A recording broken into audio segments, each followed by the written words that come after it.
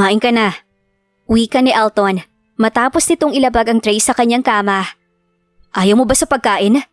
Muling tanong niya habang hindi pa rin nag-angat ng muka si Hana. Galit ka ba sa akin? Umiling si Hana sa kanya habang nag-angat ito ng kanyang muka. Ako ang dapat magtanong sa iyo yan, Sir Elton. Utal na wika ni Hana sa kanya. Bakit naman ako magagalit sa iyo? Dahil lang sa maling akala ko? Ayos lang yon, hindi mo naman yung kasalanan. Ngiting wika ni Elton habang umupo ito sa kama. Buong buhay ko ang akala ko kapatid kita. Alam mo bang lihim ako naiinggit kay Ma'am Ali sa tuwing nakikita ko kayo? Kasi mabuti pa siya. Itinuturing niyo na parang prinsesa. Samantalang ako. Pinunasan ni Hana ang mga luha niya sa kanyang mga mata habang muli itong yumuko. Patawad sa ginawa ko sa iyo nun, Hana. Kung alam ko lang. Napatingin si Elton sa kamay niya nang hawakan ito ni Hana. Naiintindihan naman kita nun, Sir Elton. Ayos lang yun sa akin. Ngiting wika nito sa kanya. Pwede bang wag mo na akong tawaging sir? Sa pangalan ko na lang. Wika ni Elton. Kaya taka na napatingin si Hana sa kanya. Bakit ayaw mong tawagin kitang sir? Basta, wag mo nila akong tawagan ni sir. Sige, Elton. Ngiting wika ni Hana. Napatitig naman sa kanya si Elton. Dahil sa pagngiti nito. Ngayon lang din niya nakita si Hana na walang suot na salamin. Ngayon lang niya napagtanto na iisa nga lang ang mukha nila ni Flora at Francine. Sadyang nagkukubli lang pala ito sa malaking salamin niya at magulong buhok. Ngayon lang din niya naisip na maganda pala si Hana. Ang sarap mo pala magluto, Sir Elton. Ngiting wika nitong muli. Hindi ako nagluto niyan. Hindi naman ako marunong magluto. Ngiting wika ni Elton. Mas gwapo po pala kayo kapag nakangiti, Elton. Nawala ang ngiti sa labi ni Elton dahil sa narinig niya. Hindi niya maiwasan na mailang dahil sa sinabi ni Hana. Totoo rin kasi ang sinasabi nito. Ngumingiti lang siya kapag pumupunta siya sa kanyang mga pamangkin. Masyado rin siyang seryoso. Dahil lagi niyang iniisip ang kanilang negosyo. Mabuti at hindi mo ko itinali. Muling wika ni Hana. Kaya taka na napatingin si Elton sa kanya. Bakit naman kita itatali? Dahil baliw ako. Hindi ka baliw, Hana. Wika ni Elton habang hinawakan niya ang kamay ni Hana. Iyon ang tawag nila sa akin, Elton. Lalo na at sa mental ako lumaki. Gulat na napatingin si Elton sa kanya dahil sa kanyang sinabi. Anong sinabi mo? Tanong niya rito habang malungkot nang umiti si Hana sa kanya. Kaya wala kang makita sa profile ko dahil hindi ako lumaki sa labas na katulad niyo. Simula nung bata ako ay dinala na ako ni Mami sa mental at doon pinalaki. Napakayong si Elton sa kamao niya dahil sa kanyang narinig. Paano na lang kung si Ali ang nasa kalagayan ni Hana? Hindi niya talaga mapapatawad ng babaeng yon.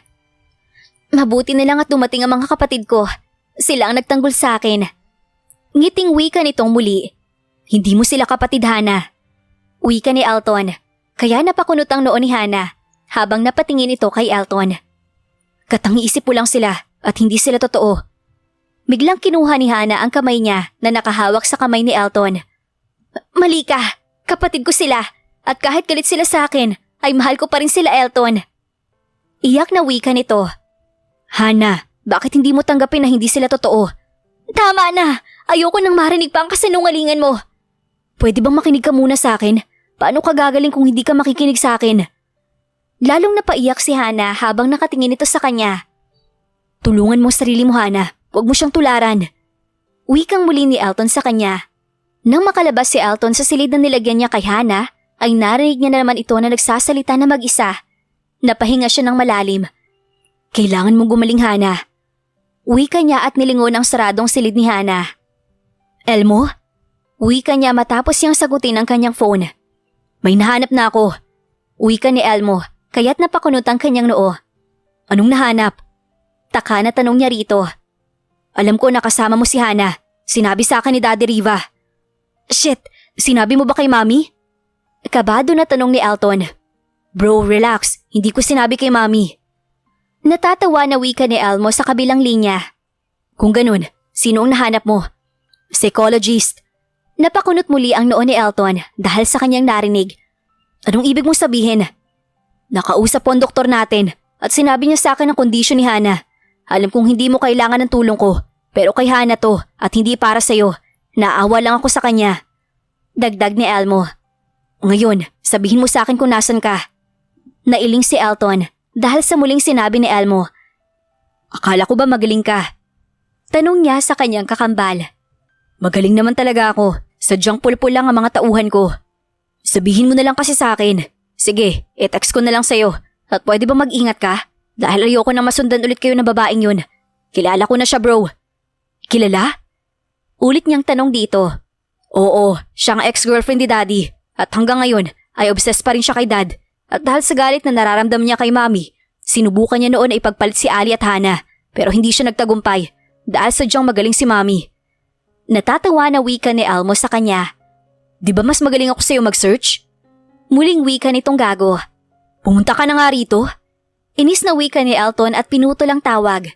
Lumipas ang ilang minuto ay agad na dumating si Elmo. Malapit lang kasi ang bahay na pinagdalhan ni Elton kay Hana. Sa mansyon ng mga magulang niya. Naisip niya na hindi maghihinala ang ina niyang si Shaira kapag malapit lang ang paglalagyan niya kay Hana. May nakasunod ba sa inyo? Tanong niya nang makapasok si Elmo. Wala, at sino naman ang susunod sa amin? Takot lang nila sa mga tauhan ni Mami. Nailing naman si Elton sa sinabi ni Elmo sa kanya. Si Dr. Perez, isa siya sa pinakamagaling na psychologist sa bansa. Wika ni Elmo habang inabot ni Elton ang kamay nito. Ikinagagalak ko po kayong makilala. Wika nito sa kanya. Dito po tayo. Wika ni Elton habang nauna na naglakad si Elton. Agad naman na sumunod si Elmo at ang doktor sa kanya. Buksan mo. Wika niya sa kanyang tauhan na nagbabantay sa silid ni Hana. Agad naman itong binuksan ng pinto at pumasok sila. Nakita nilang tahimik lang si Hana na nakatingin sa bintana. Hana, sambit ni Elton kaya lumingon ito sa kanila. Teka, si Hana na ba yan? Bulong ni Elmo kay Elton. Hindi kasi ito makapaniwala sa itsura nito. Ang laki kasi ng pinagbago ng kanyang muka. At kung tititigan siya, ay parang pinagsama ang muka nila ni Flora. Oo, yan naman talaga ang totoo niyang muka kapag wala ang makapal na kilay niya at ang malaki niyang salamin. Mahina na sagot ni Elton sa kanya. Parang type ko na siya. Napangiti si Elmo dahil sa tingin ni Elton sa kanya. Biro lang, hindi ka naman mabiro. Alam ko na gusto mo siya. Napakunot ang noon ni Elton dahil sa sinabi ni Elmo. Manahimik ka nga. Inis na wika nito sa kanya. Sino siya? Ngiting tanong ni Hana habang tinitingnan ang doktor. Siya si Dr. Perez. Isa siyang… Shit! Malakas na napasigaw si Elmo nang biglang ni-wrestling ni Hana ang doktor na nasa harapan niya. Damit Hana, bitawan mo siya! Sigaw ni Elton habang tinitingnan lang siya ni Hana at kumindat ito sa kanya. Bibitawan ko lang siya kung ibibigay mo sa akin yung damit mo, bro. Wika nito habang inayos ang kanyang buhok. Inis, bakit bang haba ng buhok niya? Dapat siguro gupitan ko na to. Huwag mong gagawin yan.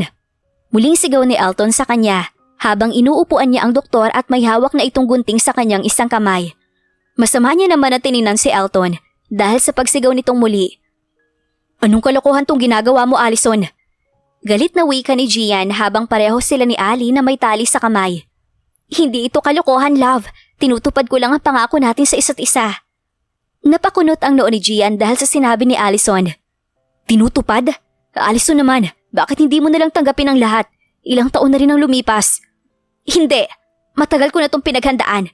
Alam mo bang ilang taon ako nagdusa bago maisakatuparan ko ang lahat ng to? Allison, isang kalokohan tong ginagawa mo. Hindi to kalokohan. Hindi mo ba nakikita ang anak natin? Alam mo bang masaya ako kasi kahit malayo ako, ay ginampanan mo pa rin ang pagiging ama sa kanya. Ngiting wika nito habang hinaplos ang pisngi ni Ali. Hindi mo ko anak! Galit na sigaw sa kanya ni Ali. Hindi totoo yun. Anak kita, kaya huwag kang maniwala sa Shaira na yun. Alam mo bang hindi niya lang matanggap ang ginawa ko sa anak niya? Wika nito habang malakas na humalakhak. Hindi ka pa rin ba naniniwala sa DNA test na binigay ng asawa ko sa'yo? Manahimik ka at wag na wag mong tatawagin ang asawang babaeng yon. Malakas na sigaw ni Allison kay Gian. Anak, maniwala ka. Ako ang iyong ina. Pinagpalit kita sa totoo nilang anak noon. Ngiting wika nito habang hinaplos nitong muli ang pisngi ni Ali. Nagustuhan mo ba ang lahat ng binigay ko? Muling wika nito kaya taka na napatingin si Ali sa kanya. Anong ibig mong sabihin? Ang mga regalo na natanggap mo mula noon ay galing yung lahat sa akin, anak. Tama na, Allison. Bakit ba hindi mo tanggapin ang katotohanan? Ito ang katotohanan, love. Alam ko na hanggang ngayon ay mahal mo pa rin ako. Alam ko na ako lang ang babaeng minahal mo at hindi ang Shaira na yon. Napapikit si Gian sa mga mata niya dahil sa sinabi ni Allison sa kanya. Ngayong buo na tayo, hinding-hindi na ako papayag na makukuha pa kayo ng Shaira na yon. Malakas na sigaw nito at tinalikuran sila. Daddy! Iyak na sambit ni Ali. Shh! Huwag ka nang umiyak, anak. Nandito lang ako. At huwag kang maniwala sa babaeng yon. Wika ni Gian. Gusto niya sana napunasan ang mga luha sa mata ni Ali, pero hindi niya ito magawa dahil sa tali na nasa kamay niya. Bakit niya ba ako inaangkin, anak, Daddy? Taka na tanong ni Ali. Baliw ang babaeng yon, anak, kaya huwag kang maniwala sa kanya. Hindi na ba tayo makakaalis dito, Dad? Makakaalis tayo, Ali. Alam mo makapangyarihan ang pamilya natin, kaya sa ngayon ay magtiis ka muna at sakyan na lang ang baliw na yon. Taka na napalingon si Ali sa ama niyang si Gian dahil sa sinabi nito. Halina kayo, kumain na tayo. Ngiting wika nito habang nasa likuran niya ang kanyang mga tauhan. Kunin niyo na sila. Wika nitong muli. Masasarap ang hinanda ko para sa inyo, kaya kumain na kayo. Ngiting wika nito at nilagyan ng pagkain ang plato ni Gian. Kung ikaw ang mami ko, bakit mo kami sinasaktan? Galit na tanong ni Alice sa kanya, kaya napalingon si Allison sa kanya. Ito ang kailangan, dahil baka bigla niyo akong iwan. Wika niya at naupo sa tabi ni Gian. Itigil mo yun, Allison, dahil marunong kong kumain. Wika ni Gian sa kanya nang subuan niya ito. Hindi ko pwedeng tanggalin ang tali mo, kaya hayaan mo na ako. Pakainin niyo na rin ang anak ko. Sigaw niya sa kanyang tauhan na nasa likuran nila. Allison, pwede bang hayaan mo si Ali? Hayaan saan? Ngiting wika nito. Hayaan mo siyang kumain. Mr. Perez, ikaw na muna ang bahala sa kanya. Huwag kang mag-alala. Nasa labas lang mga tauhan ko at katulong. Kung may kailangan ka, tawagin mo lang sila. Wika ni Elton kaya tumango ang doktor sa kanya. Huwag kang mag-alala, Mr. Belsur. Ako nang bahala sa kanya. Ngiting sagot ng doktor, kaya mabilis na umilis si Elmo at Elton. Sana lang wala siyang ginawang masama sa kapatid natin, bro. Dahil kung may makita man akong kahit isang pasa sa katawan ni Ali, sisiguraduhin kong pagbabayaran niya ito. Galit na wika ni Elmo habang binabaybay nila ang mansyon ng kanilang mga magulang. Mom! Malakas na sigaw ni Elmo habang papasok sila sa loob ng mansyon. Elmo! Wika ni Kate at agad na nilapitan si Elmo. Humalik naman ito sa kanyang labi at agad na nilapitan ng ina niyang si Shaira, na kampante na nakaupo sa sofa. Mom, kailan lang sila dinukot? Bakit hindi mo sinabi sa amin? Tanong ni Elmo habang nasa likuran niya si Elton. Masyado na kayong busy, kaya ayaw ko naguluhin pa kayo. Sagot ni Shaira habang nakatingin ito kay Elton. Kahit busy kami, uunahin pa rin namin si Daddy at ang kapatid namin. Manahimik ka, Elmo, at hayaan mo na lang ako. Pero ma'am, wikang muli ni Elmo habang masama siyang tiningnan ng kanyang inang si Shaira. May karapatan kaming tumulong sa paghahanap sa kanila dahil pamilya namin sila. Wika ni Elton kaya napahinto si Shaira. Pamilya? Natatawang wika nito. Hindi ba't ang pamilya na ni Allison ang tinuturing mong pamilya? Singhal nito kay Elton.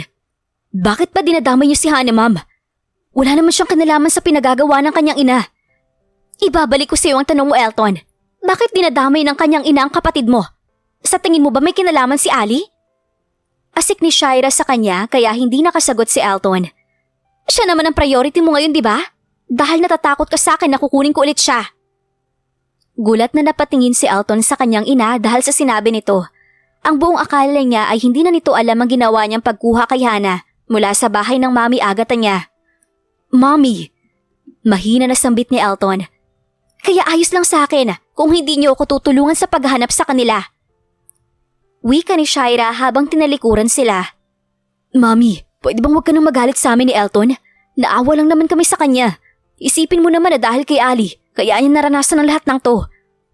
Sinisisi mo ba ang kapatid mo? Hindi, ma'am, pero sana noon sinabi mo ng katotohanan para hindi magdusa si Hannah. Ako na bang sinisisi mo ngayon, Elmo? Sa tingin mo ba ginusto ko ang nangyari? Sigaw ni Shaira sa anak niyang si Elmo. Hindi mo nga ginusto, pero sana man lang pinigilan mo. Hindi ako ganun, Elmo, at alam mo yan.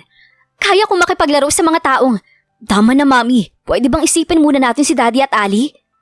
Wika ni Elton habang napakayom pa rin ang kanyang kamao. Kung tutulong kayo, umpisahan nyo na. Wika ni Shaira, kaya nagkatinginan sila. Alam ko na kung saan dinala ni Allison ang kapatid at ama nyo. Gulat na napatingin si Elton at Elmo kay Shaira dahil sa sinabi nito. Lahat ay kaya kong gawin, kaya wala kayong maitatago sa akin. Huwag niyong kalimutan na isa akong wang. Wika nito at tinalikuran sila. Mabilis na sumunod si Elton sa kanyang ina. Habang nagpapaalam muna si Elmo sa asawa niyang si Kate. Ikaw na munang bahala sa kanila, wife.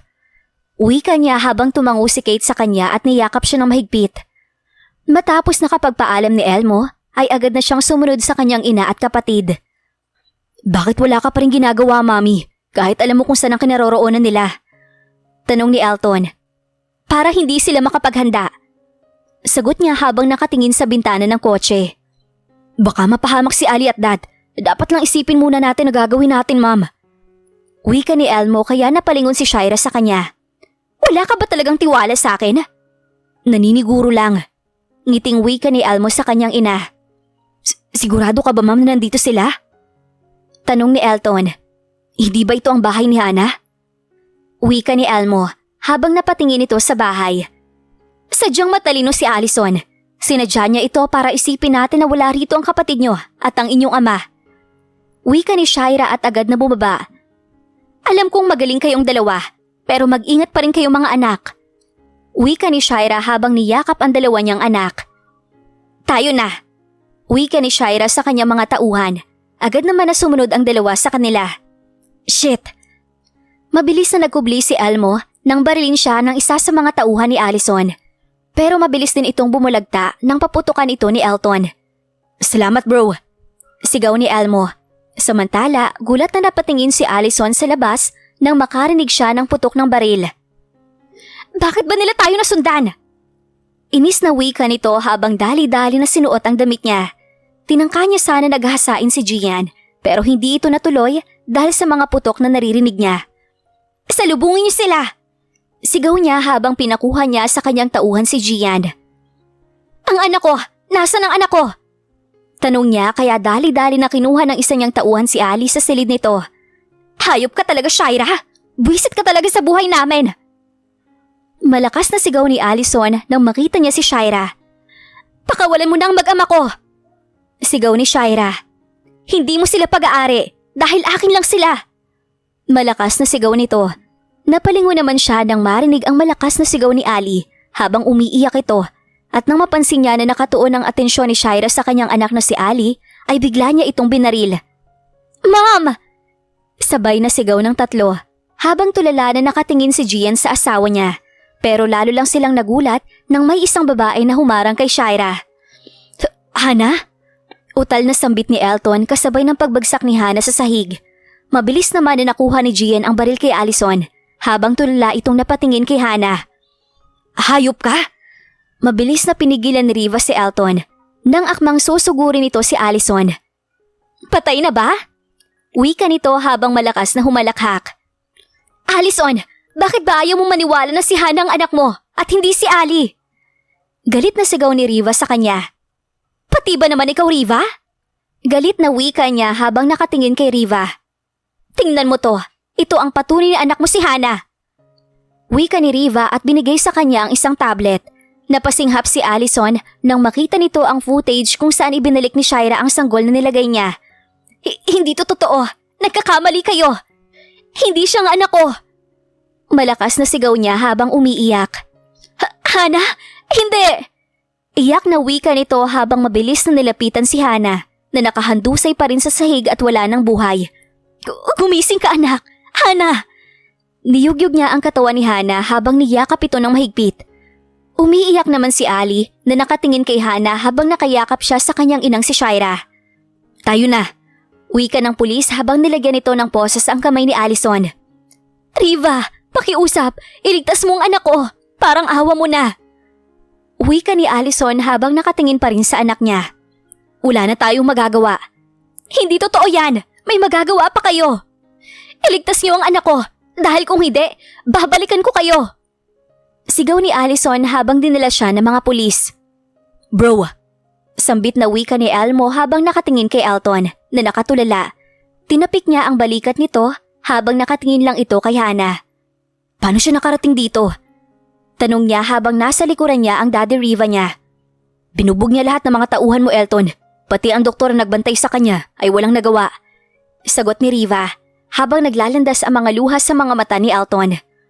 Patawarin mo ako, Daddy. Hindi ko siya nagawang protektahan. Mahina na wika ni Elton at nilapitan ang katawan ni Hana. Binuhat niya ito habang nakatingin lang sa kanya ang kanyang pamilya. Nagising si Elmo sa tunog ng kanyang phone kaya dali-dali niya itong sinagot dahil baka magising ang asawa niyang si Kate. Sino ba to?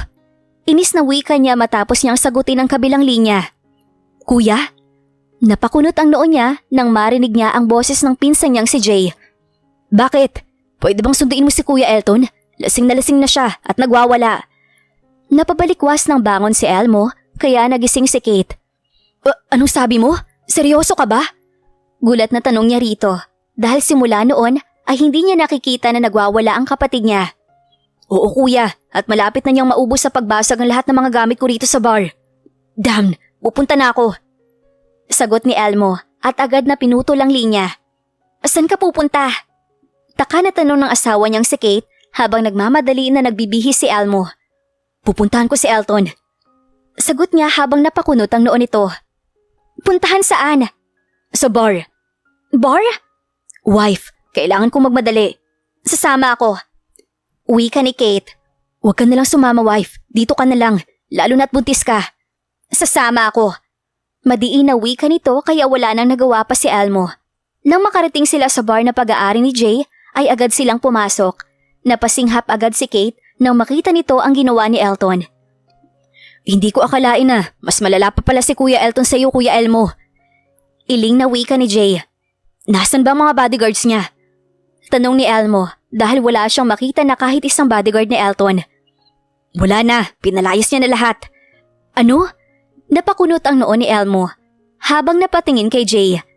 Ang sabi niya ay wala silang mga kwenta kaya tinanggal niya silang lahat. Nailing si Elmo habang napatingin ito sa kakambal niya. Alam niya na nasaktan pa rin ito sa pagkawala ni Hana. Ako nang bahala sa kanya. Wika ni Elmo at nilapitan si Elton. Nakikita niya rin ang maraming dugo sa kamay nito. Umuwi na tayo. Napatitig si Elton sa kanya at napangiti. Elmo! Ngiting wika nito habang nilapitan siya. Anong ginagawa mo rito? Sinusundo ka, kaya umuwi na tayo. Malakas na humalakhak si Elton habang nakatingin ito sa kanya. Uuwi? Saan ako uuwi? Natatawa na tanong nito. Pwede ba bro? Ayusin mo nga yung sarili mo. Galit na sigaw ni Elmo sa kanya dahil hindi na ito natutuwa sa ginagawa ng kapatid niya. Ano bang problema mo sa akin? Wala naman akong masamang ginagawa ah. Galit na wika ni Elton habang tinulak si Elmo. Isa pa, hindi ko kayo pinapakialaman kaya pwede ba umalis ka na? Shit! Ano bang nangyayari sa'yo? Galit na tanong ni Elmo habang hinawakan si Elton sa kanyang kwelyo. Mabilis naman na lumapit si Kate at Jay sa kanila. Alam mo bro, kahit ano pang gawin mo, hindi na mabubuhay pa si Hana. At iba yun naman ang gusto mo? Ang mawala na siya ng tuluyan? Muling itinulak ni Elton si Elmo dahil sa sinabi nito. Alam mo bang yun ang maling nagawa mo sa buhay ko? At alam mo bang hanggang ngayon ay pinagsisisihan ko yun, Elmo? Dahil ang laki kong gago at tanga. Wala man lang akong nagawa para iligtas siya. Sana hindi ko na lang siya kinuha kay Mami. Sigaw ni Elmo at binuhat ang isang upuan. Binato niya ito sa isang mesa kaya nabasag. Kahit magsisi ka pa, hindi mo na maibabalik pa ang buhay ni Hana. Malakas na sigaw ni Elmo at tinulak niya si Elton. Tama na kuya. Sigaw ni Jay sa kanya. Elmo! Agad na pinigilan ni Kate si Elmo. Dahil susugurin na naman sana nito si Elton. Akala ko ba iuuwi mo siya? Pero bakit kayo na nagpapatayan? Galit na wika ni Kate kay Elmo. Jay, tawagan mo si Daddy. Utos ni Kate kaya agad na kinuha ni Jay ang phone niya. Umalis na kayo. Wika ni Elton habang tiningnan sila. Sinabing umalis na kayo eh. Malakas na sigaw nitong muli. Hindi kami aalis dito kung hindi ka namin kasama. Ayokong sumama sa inyo kaya umalis na kayo. Muling sigaw ni Elton kaya muli siyang nilapitan ni Elmo. Elton! Napalingon sila nang marinig ang sigaw ng kanilang amang si Gian. Hindi ka na ba talaga makikinig sa amin, Elton? Galit na wika ni Gian habang mahigpit na hinawakan ang kwelyo ni Elton. Dad! Iyak na sambit nito kaya binitiwan siya ni Gian. Hindi ko na alam ang gagawin ko. Hagulhol na wika ni Elton. Bigla naman siyang niyakap ng kanyang ama habang patuloy itong umiiyak. Balang araw, matatanggap po rin ang lahat, Elton. Wika ni Gian. Ako na bahala sa kanya. Wika niya kaya agad na tumalikod si Elmo at Kate. Anong nangyari riyan? Tanong ni Shaira habang nakatingin sa anak niya na inaalalayan ng kanilang mga tauhan. Lasing at nagwawala. Sagot ni Gian sa kanya. Diyan yun na lang siya ilagay. Utos ni Gian sa kanyang mga tauhan. Ako nang maglilinis sa kanya. Wika ni Shaira sa mga katulong nila. Nilapitan niya naman si Elton at hinaplos ang mukha nito. Alam kong nasasaktan ka, anak. At alam mo bang masasaktan ako? Lalo na sa tuwing nakikita ko kayong ganito. Iyak na wika ni Shaira kaya lumapit si Gian sa kanya at pinunasan ng kanyang mga luha. Mali ba ang paraan ng pagpapalaki ko sa kanila, Gian? Tanong niya sa kanyang asawa habang niyakap siya ni Gian. Hindi mali ang pagpapalaki mo sa mga anak natin, wife. Sadyang may mga tao lang na pili tayong wasakin. Wika ni Gian at hinalikan sa noo si Shaira. Napakuyom naman ang kamao ni Elton habang naririnig niya ang usapan ng kanilang mga magulang. Habang naglandas ang mga luha niya sa kanyang mga mata. Pero kahit ano pang gawin nila, Gian, hindi nila tayo kayang wasakin. Muling wika ni Shaira habang tumango ang asawa niyang si Gian. Matapos nilang linisan si Elton ay agad na nila itong iniwan. Ang akala nila ay tulog ito pero hindi nila alam na kanina pa ito nakikinig sa kanila. Matapos maisara ni Shaira ang pinto sa kwarto ni Elton ay agad na tumayo si Elton. Naupo ito sa kama niya habang napahawak sa kanyang ulo. Hana, mahina niyang sambit habang naglalandas muli ang kanyang mga luha. Bumalik ka na, Hana. Miss na kita. Iyak